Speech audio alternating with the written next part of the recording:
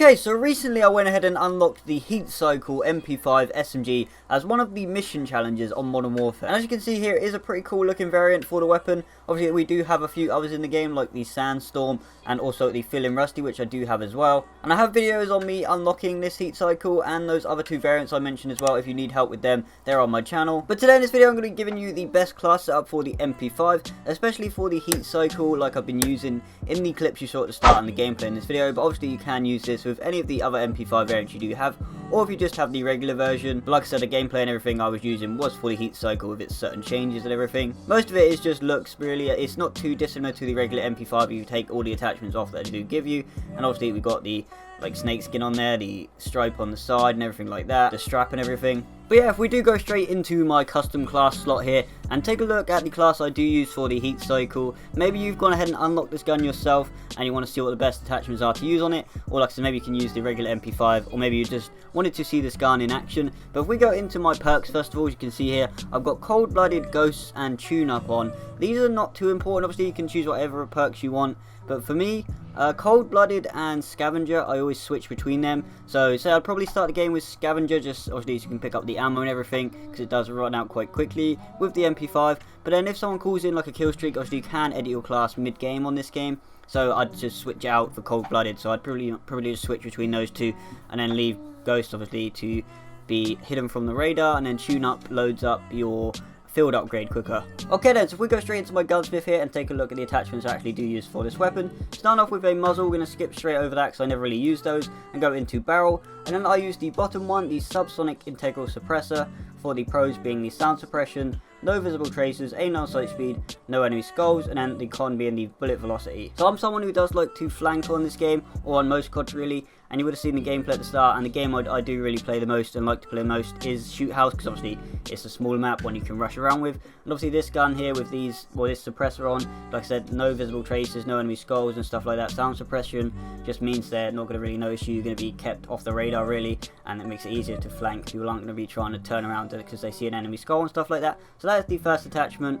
And then for laser and optic, I'm going to skip straight over those. I definitely do not use optics on submachine guns. And then if we go into stock, and for this one I use the F-Tac collapsible for the movement speed and the aim down sight speed, and the cons are the aim, stability and recoil control. But like I said, I do like to rush around, obviously, so the movement speed and the aim down sight speed are obviously pretty key for that if you're going to be sprinting at people like I do a lot, and that's really what I'm setting up for this class. So that's your stock. And then again for perk, I don't use a perk on this weapon, so if we go straight into the rear grip, and for this one I use the stippled grip tape, and again this one is for the aim down sight speed and sprint to fire speed, and the aim stability has gone down a bit there. But like I said, again, you're going to want to use that for just rushing around and getting those kills quickly, like I said I've been doing. So that is the grip.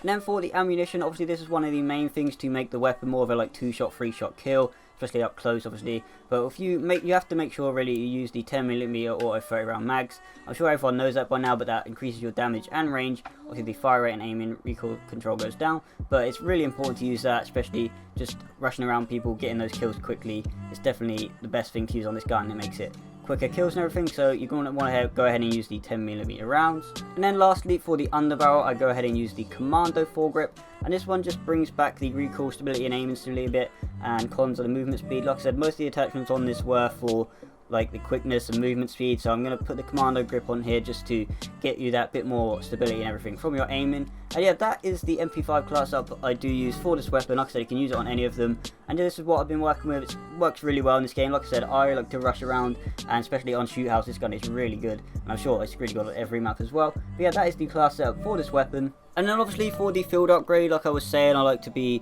stealthy and flanking everything, so dead silence is definitely the must field upgrade to go for, so make sure you put that on your class as well. Okay then, so just a bit more gameplay in the background, but that is going to be it for this class setup on the MP5 heat cycle.